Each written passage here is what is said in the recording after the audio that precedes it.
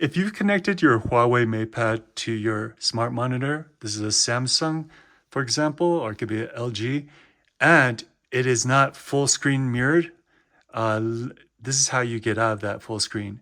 So as you can see here, when we go to more connectivity options, Huawei has a thing called screencast, and if we turn that on, it will connect. But it's going to make it so that it's like an extended display where there's two screens. Now I'm going to go ahead and put connect to show you. So just give it a minute and then it will connect. Okay, so this is what I'm talking about.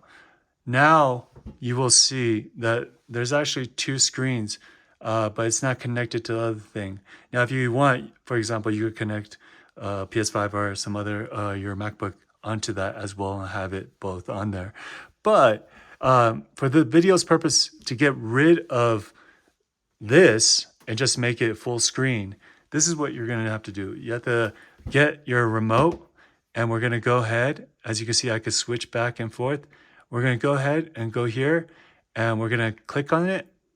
Then on the bottom, you can see that there's some options. Now, for example, if I were to push this, it would just make this the smaller one. So what I want to do to make it completely mirror the full screen if I'm watching a video is go ahead and click that, and we're going to want to go to this sign, exit full screen.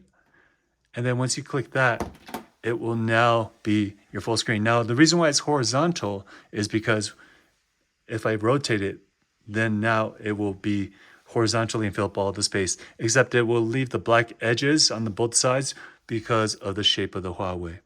All right, guys, I hope this video helps. If it does, please consider liking, commenting, or subscribing, and I'll see you next time.